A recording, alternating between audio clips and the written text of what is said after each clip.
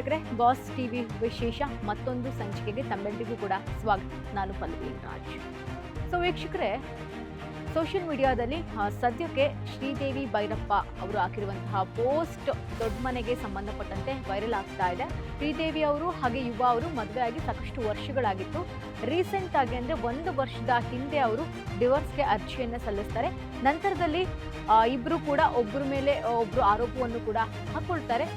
ಅವರ ಸಂಸಾರಿಕ ಜೀವನ ಬಹಳ ಚೆನ್ನಾಗಿಯೇ ಇರುತ್ತೆ. ಬಟ್ ಕೆಲವು ಕಾರಣಾಂತರಗಳಿಂದ ಇಬ್ಬರಲ್ಲೂ ಕೂಡ ಮಿಸ್ಅಂಡರ್ಸ್ಟ್ಯಾಂಡಿಂಗ್ ಆಗಿ ಇಬ್ಬರು ಕೂಡ ಯುವ ಅವರು ಡಿವೋರ್ಸ್ಗೆ ಅರ್ಜಿಯನ್ನು ಸಲ್ಲಿಸ್ತಾರೆ. ಆ ಸಮಯದಲ್ಲಿ ಅನಂತರದಲ್ಲಿ ಶ್ರೀದೇವಿ ಅವರು ಹೇಳ್ತಿರೋದು ಏನಪ್ಪ ಒಂದು ಕಾರಣ ಏನಪ್ಪ ಅಂತಂದ್ರೆ ಅವರಿಗೆ ಬೇರೆ ಹುಡುಗಿಯ ಜೊತೆಗೆ ಅಫೇರ್ ಇದೆ, ಈ ರೀತಿಯಾದ ಒಂದಷ್ಟು ಅಲಿಗೇಷನ್ಸ್ ಬಂದಿತ್ತು. ಅನಂತರ ಯುವ ಅವರು ಕೂಡ ಅದಕ್ಕೆ ಸಮರ್ಥನೆಯನ್ನು ಕೂಡ ಮಾಡ್ಕೊಂಡಿರ್ತಾರೆ. ಅನಂತರದಲ್ಲಿ ಯುವ ಅವರು ಕೂಡ ಏನು ಆ ಒಂದು ಆರೋಪಕ್ಕೆ ತನ್ನಿಂದ ಏನು ಕ್ಲಾರಿಟಿಯನ್ನು ಕೊಡಬೇಕು ಅದನ್ನು ತನ್ನ ಅಭಿಮಾನಿಗಳಿಗೆ ಹಾಗೆಯೇ ಶ್ರೀದೇವಿ ಭೈರಪ್ಪ ಅವರಿಗೂ ಕೊಡುವಂತಹ ಕೆಲಸವನ್ನು ಮಾಡಿರ್ತಾರೆ. ಸದ್ಯಕ್ಕೆ ಇಲ್ಲಿ ಯುವ ಅವರ ಬರ್ತ್ಡೇ ಬಹಳ ಅದ್ದೂರಿಯಾಗಿ ಸೆಲೆಬ್ರೇಷನ್ಸ್ ಎಲ್ಲ ಇಷ್ಟೊತ್ತಿಗಾಗಲೇ ನಡೀತಾ ಇರುತ್ತೆ. ಜೊತೆಗೆ ಎಲ್ಲರೂ ಕೂಡ ಅವರ ಅಭಿಮಾನಿಗಳು ವಿಶೇಷನ ತಿಳಿಸ್ತಾ ಇದ್ದಾರೆ ಯುವ ಅವರಿಗೆ. ಈ ನಡುವೆ ಶ್ರೀದೇವಿ ಭೈರಪ್ಪ ಹಾಕಿರುವಂತಹ ಒಂದೇ ಒಂದು ಪೋಸ್ಟು ಸದ್ಯಕ್ಕೆ ವೈರಲ್ ಆಗ್ತಾ ಇದೆ. ಅವರದ್ರಲ್ಲಿ ಅವ್ರು ಹಾಕಿರುವಂತಹ ಅಷ್ಟು ಫೋಟೋಸ್ಗಳಲ್ಲಿ ಒಂದಷ್ಟು ಬರ್ಕೊಂಡಿದ್ದಾರೆ. ಆ ಬರವಣಿಗೆಯ ಮಧ್ಯದಲ್ಲಿ ಪಾರ್ಟ್ 1 ಅಂತ ಒಂದು ಲೈನನ್ನು ಹಾಕೊಂಡಿದ್ದಾರೆ. ಅದು ಸದ್ಯಕ್ಕೆ ಗಮನವನ್ನು ಸೆಳೀತಾ ಇರುವಂಥದ್ದು. ಅಂದರೆ ಪಾರ್ಟ್ 2 ನೆಕ್ಸ್ಟ್ ಏನಿರಬಹುದು, ಪಾರ್ಟ್ 3 ಏನಾದರೂ ಇರುತ್ತಾ, ಈ ರೀತಿಯಾಗಿ ಒಂದಷ್ಟು ಪ್ರಶ್ನೆಗಳು ಕಾಡ್ತಾ ಇದೆ. ಅಂದರೆ ವುಮೆನ್ಸು ಸಬಲೀಕರಣರಾಗಿರುವುದು ಎಷ್ಟು ಮುಖ್ಯ ಅನ್ನುವಂಥದ್ದು ತಿಳಿಸಿದ್ದಾರೆ. ಅವರಿಗೆ ಶಿಕ್ಷಣ ಎಷ್ಟು ಮುಖ್ಯ. ನಾವು ಮಹಿಳೆಯರಿಗೆ ಮದುವೆ ಆಗಿ ಅಂತ ಸಮಾಜ ಆಗಿರಬಹುದು, ಅವರ ಪೇರೆಂಟ್ಸ್ ಆಗಿರಬಹುದು ಅಥವಾ ಆತ್ಮೀಯರಾಗಿರಬಹುದು ಹೇಳ್ತಾರೆ. ಆ ಮದುವೆಯಾದ ನಂತರದಲ್ಲಿ ಆಕೆ ಅನುಭವಿಸುವಂತಹ ನೋವು ಸಂಕಟಗಳಿಗೆ ಯಾರು ಹೊಣೆ ಆಗ್ತಾರೆ ಅನ್ನುವಂತಹ ರೀತಿಯಲ್ಲಿ ತಾನೇನೆಲ್ಲ ಅನುಭವಿಸ್ತಾ ಇದ್ದೀನಿ ಅನ್ನುವಂಥದ್ದನ್ನ ಅವರು ಪೋಸ್ಟ್ ಮೂಲಕ ತಿಳಿಸಿದ್ದಾರೆ.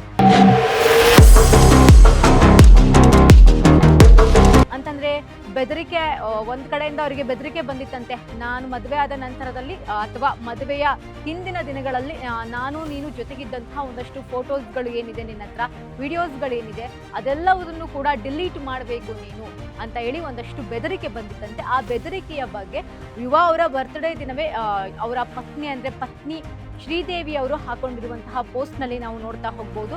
ಅದರಲ್ಲಿ ಅವರು ಸಾಲುಗಳನ್ನ ಬರ್ಕೊಂಡಿದ್ದಾರೆ. ಮಹಿಳೆಗೆ ಅವಳ ಹಕ್ಕಿನ ಬಗ್ಗೆ ತಿಳಿಸ್ಕೊಡ್ಬೇಕು, ಮದುವೆ ಬಗ್ಗೆ ಅಲ್ಲ. ಮದುವೆ ಬಗ್ಗೆ ನೀವು ತಿಳಿಸ್ಕೊಟ್ರೆ ಅವಳಿಗೆ ಏನಾಗುತ್ತೆ, ಗಂಡ ಟಾರ್ಚರ್ ಕೊಟ್ಟ ಅಥವಾ ಏನೋ ಒಂದಾಯ್ತು, ಅನಂತರದಲ್ಲಿ ಅವಳ ಜೀವನವನ್ನ ಹೇಗೆ ರೂಪಿಸ್ಕೊಳ್ತಾಳೆ, ಆದ್ರೆ ನೀವು ಕಾನೂನಿನ ಬಗ್ಗೆ ಆಗಿರಬಹುದು, ಹಕ್ಕುಗಳ ಬಗ್ಗೆ ಆಗಿರಬಹುದು, ಆಕೆ ಮದುವೆಯಾದ ನಂತರದಲ್ಲಿ ಯಾವ ರೀತಿ ಜೀವನವನ್ನ ಸಾಗಿಸಬೇಕು ಆ ರೀತಿ ನೀವು ಹೇಳ್ಕೊಡಿ.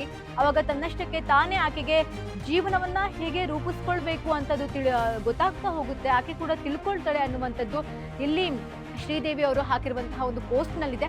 ಆನಂತರದಲ್ಲಿ ಒಂದು ಯುವ ಹಾಗೆ ಶ್ರೀದೇವಿ ಅವರ ಮದುವೆಯ ಫೋಟೋ ಹಾಗೇನೆ ಅವರು ಖಾಸಗಿಯಾಗಿ ಕಳೆದಂತಹ ಒಂದಷ್ಟು ಆ ಕ್ಷಣದ ಫೋಟೋಗಳನ್ನು ಕೂಡ ಹಾಕಿದ್ದಾರೆ.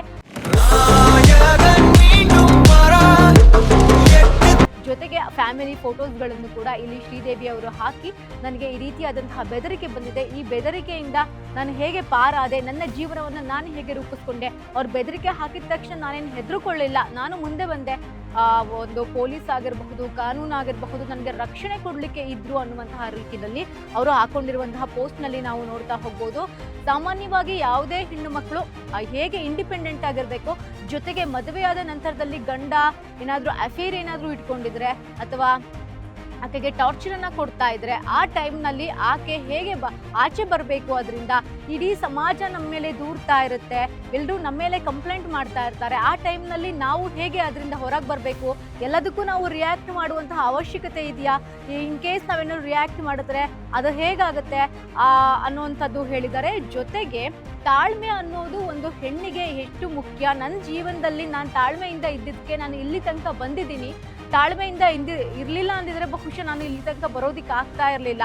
ಅವ್ರೇನಾದರೂ ನನ್ನ ಮೇಲೆ ಆರೋಪ ಮಾಡಿದ್ರು, ನನ್ನ ಬಗ್ಗೆ ಕೆಟ್ಟದಾಗಿ ಮಾತಾಡಿದ್ರು, ಆರೋಪ ಮಾಡಿದ್ರು, ನಾನು ಹೇಳ್ತಿರೋದನ್ನೆಲ್ಲ ಸುಳ್ಳು ಅಂತ ಅಂದರು. ಆದರೆ ಕಾನೂನಿತ್ತು ನನಗೆ ರಕ್ಷಣೆ ಮಾಡಲಿಕ್ಕೆ, ನಾನು ನಂಬಿದವರಿದ್ರು, ಪೊಲೀಸ್ ಇದ್ರು, ಅವರಿಂದ ನಾನು ಇಲ್ಲಿವರೆಗೂ ಬಂದೆ.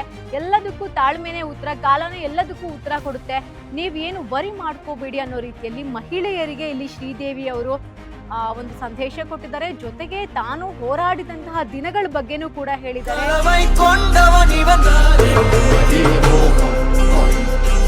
ಅವ್ರ ಜೊತೆಗಿದ್ದಂತಹ ಜನರಿಂದ ಅವ್ರು ಕಲಿತಂತಹ ಪಾಠಗಳನ್ನ ಹೇಳಿದ್ದಾರೆ. ಅಂದ್ರೆ ನಮ್ಮ ಜೊತೆಗಿದ್ದವರು ನಮ್ಮ ಜೊತೆ ಚೆನ್ನಾಗೇ ಇರ್ತಾರೆ, ಬಟ್ ಹಿಂದೆ ನಮ್ಮ ಬಗ್ಗೆ ಹೇಗೆ ಮಾತಾಡ್ತಾರೆ, ನಮ್ಮ ವಿರುದ್ಧ ಹೇಗೆಲ್ಲ ಪಿತೂರಿ ಮಾಡ್ತಾರೆ ಅನ್ನೋದ್ರ ಬಗ್ಗೆ ಇಲ್ಲಿ ಶ್ರೀದೇವಿ ಅವರು ಬರ್ಕೊಂಡಿದ್ದಾರೆ. ಸೊ ನಾನಿವಾಗ ಬಹಳ ಸಂತೋಷವಾಗಿದ್ದೀನಿ. ನಮ್ಮ ಸಂತೋಷದ ದಾಂಪತ್ಯ ಜೀವನ ಯಾವಾಗ ಎಂಡ್ ಆಯಿತು ಅಲ್ಲಿಗೆ ನನ್ನ ಸಂತೋಷ ಹೋಯ್ತು ಅಂತ ಎಲ್ಲರೂ ಅಂದ್ಕೊಂಡಿದ್ರು. ಬಟ್ ನಾನು ಇವಾಗಲೂ ಕೂಡ ಚೆನ್ನಾಗಿದ್ದೀನಿ, ಮುಂದೆನೂ ಚೆನ್ನಾಗಿರ್ತೀನಿ ಅನ್ನೋದ್ರ ಬಗ್ಗೆ ಕೂಡ ಹೇಳಿದ್ದಾರೆ. ತಾಳ್ಮೆ ಎಷ್ಟು ಮುಖ್ಯ ಅನ್ನೋದ್ರ ಬಗ್ಗೆ ಕೂಡ ತಿಳಿಸಿದ್ದಾರೆ. ಬಟ್ ಇಲ್ಲಿ ಎಲ್ರಿಗೂ ಕಾಡ್ತಿರುವಂತಹ ಒಂದು ಪ್ರಶ್ನೆ ಅಂತಂದರೆ, ಇಷ್ಟು ದಿನ ತಣ್ಣಗಿದ್ದಂತಹ ಶ್ರೀದೇವಿ ಅವರು ಯುವ ಅವರ ಬರ್ತ್ಡೇ ದಿನವೇ ಈ ಒಂದು ಪೋಸ್ಟನ್ನ ಹಾಕುವಂತಹ ಅವಶ್ಯಕತೆ ಇತ್ತ? ಯಾಕೆ ಇವತ್ತಿನ ದಿನವೇ ಈ ಪೋಸ್ಟನ್ನು ಹಾಕಿದ್ರು? ಇದರ ಹಿಂದೆ ಬೇರೆ ಏನಾದರೂ ಹುನ್ನಾರ ಇದೆಯಾ ಅನ್ನೋ ರೀತಿಯಲ್ಲಿ ಯುವ ಅವರ ಅಭಿಮಾನಿಗಳು ಸದ್ಯಕ್ಕೆ ಮಾತಾಡ್ಕೊಳ್ತಾ ಇರೋದು. ಶ್ರೀದೇವಿ ಅವರು ಹಾಕಿದಂತಹ ಪೋಸ್ಟ್ಗೆ ಒಂದಷ್ಟು ಕಮೆಂಟ್ಗಳನ್ನು ನಾವು ನೋಡೋದಾದ್ರೆ, ಆಲ್ಮೋಸ್ಟ್ ಎಲ್ಲ ಏನು ಮಹಿಳೆಯರು ಕಮೆಂಟ್ ಮಾಡಿದ್ದಾರೆ, ನೀವು ಬಹಳ ಸ್ಟ್ರಾಂಗು, ನಿಮ್ಮ ರೀತಿ ಸ್ಟ್ರಾಂಗ್ ಆಗಿ ನಾವು ಕೂಡ ಇರಬೇಕು, ನಾವು ಇದೆಲ್ಲ ಅನುಭವಿಸ್ತಾ ಇದ್ದೀವಿ, ಇದರಿಂದ ಆಚೆ ಹೇಗೆ ಬರಬೇಕು ನಮಗೆ ಗೊತ್ತಾಗ್ತಾ ಇಲ್ಲ, ಸದ್ಯಕ್ಕೆ ನೀವು ಹೇಳಿರುವಂತಹ ಇದನ್ನೆಲ್ಲ ನಾವು ಫಾಲೋ ಮಾಡ್ತೀವಿ, ನಮ್ಮ ಜೀವನವೂ ಕೂಡ ಚೆನ್ನಾಗಿ ಆಗಬೇಕು ಅಂತ ನೀವು ಹರಿಸಿ ಅಂತ ಹೇಳಿ ಒಂದಷ್ಟು ಜನ ಕಮೆಂಟ್ ಕೂಡ ಮಾಡಿದ್ದಾರೆ. ಮಹಿಳೆಯರ ಈ ಕಮೆಂಟಿಂದ ಶ್ರೀದೇವಿ ಅವರಿಗೂ ಖುಷಿಯನ್ನು ಕೊಟ್ಟಿದೆ. ಅವರ ಒಂದಷ್ಟು ಲೈಕ್ಸ್ ಕೊಡುವಂತಹ ಕೆಲಸ ಕೂಡ ಮಾಡಿರುವಂಥದ್ದು. ಸೊ ಈ ಒಂದು ಬರ್ತ್ಡೇ ದಿನ, ಯುವ ಅವರ ಬರ್ತ್ಡೇ ದಿನವೇ ಅವರ ಪತ್ನಿ ಶ್ರೀದೇವಿ ಅವರು ಯುವ ಅವರಿಗೆ ಒಂದು ಪೋಸ್ಟನ್ನ ಹಾಕುವ ಮೂಲಕ ಒಂದು ಶಾಕನ್ನು ಕೊಟ್ಟಿದ್ದಾರೆ. ಸೊ ಪಾರ್ಟ್ 1 ಅಂತ ಹಾಕಿರೋದು ಇಲ್ಲಿ ಬಹಳ ಕ್ಯೂರಿಯಾಸಿಟಿಗೆ ಕಾರಣವಾಗಿದೆ. ಸೊ ಹಾಗಾದರೆ ಪಾರ್ಟ್ 2 ಏನಾದರೂ ಬರುತ್ತಾ, ಅದು ಯಾವಾಗ ಬರುತ್ತೆ ಅನ್ನೋ ರೀತಿಯಲ್ಲಿ ಇವಾಗ ಒಂದು ಕಾಡ್ತಾ ಇರುವಂತಹ ಪ್ರಶ್ನೆ ಆಗಿರುವಂಥದ್ದು. ತಾನು ಅನುಭವಿಸಿದ ಸಂಕಟಗಳನ್ನೆಲ್ಲವೂ ಕೂಡ ಶ್ರೀದೇವಿ ಅವರು ವಿಡಿಯೋ ಮೂಲಕ, ಅಂದರೆ ವಿಡಿಯೋದಲ್ಲಿ ಅವರು ಹಾಗೆಯೇ ಯುವರಾಜ್ ಕುಮಾರ್ ಅವರ ಒಂದಷ್ಟು ಫೋಟೋವನ್ನು ಜೋಡಿಸಿ ಹಾಕೋದ್ರ ಮೂಲಕ, ಕೆಳಗಡೆ ಒಂದಷ್ಟು ಕ್ಯಾಪ್ಷನನ್ನು ಬರೆದು ಹಾಕೋದ್ರ ಮೂಲಕ ಇಲ್ಲಿ ವ್ಯಕ್ತಪಡಿಸಿದ್ದಾರೆ ಅವರ ಮನಸ್ಸಲ್ಲಿರುವಂತಹ ಒಂದಷ್ಟು ಭಾವನೆಗಳನ್ನು. ಪಾರ್ಟ್ 1 ಅಂತ ಹಾಕಿರೋದು ಇಲ್ಲಿ ಕ್ಯೂರಿಯಾಸಿಟಿಗೆ ಕಾರಣವಾಗಿದೆ. ಸೊ ನೆಕ್ಸ್ಟ್ ನೋಡೋಣ, ಕಾದು ನೋಡೋಣ ಪಾರ್ಟ್ 2 ವಿಡಿಯೋ ಏನಾದರೂ ಬರುತ್ತಾ, ಅದರಲ್ಲಿ ಯಾವ ರೀತಿಯ ಸಂದೇಶವನ್ನ ಮಹಿಳೆಯರಿಗೆ ಇಲ್ಲಿ ಶ್ರೀದೇವಿ ಅವರು ಕೊಡ್ತಾರೆ ಅನ್ನೋದನ್ನ ಕಾದು ನೋಡಬೇಕಾಗಿದೆ. ಇದಾಗಿತ್ತು ಇವತ್ತಿನ ವಿಶೇಷ. ಇನ್ನಷ್ಟು ಹೆಚ್ಚಿನ ಅಪ್ಡೇಟ್ಗಳಿಗಾಗಿ ನೋಡ್ತಾ ಇರಿ ಬಾಸ್. ಲೇಟೆಸ್ಟ್ ಹಾಗೂ ಇಂಟ್ರೆಸ್ಟಿಂಗ್ ಸುದ್ದಿಗಳಿಗಾಗಿ ಬಾಸ್ ಟಿವಿ ಕನ್ನಡ ಚಾನೆಲ್ನ ಸಬ್ಸ್ಕ್ರೈಬ್ ಮಾಡಿ, ಹಾಗೆಯೇ ಬೆಲ್ ಐಕಾನ್ ಪ್ರೆಸ್ ಮಾಡಿ. ಇದರ ಜೊತೆಗೆ ಫೇಸ್ಬುಕ್, ಇನ್ಸ್ಟಾಗ್ರಾಮ್, ಎಕ್ಸ್ ನಲ್ಲೂ ಮಿಸ್ ಮಾಡದೆ ಫಾಲೋ ಮಾಡಿ.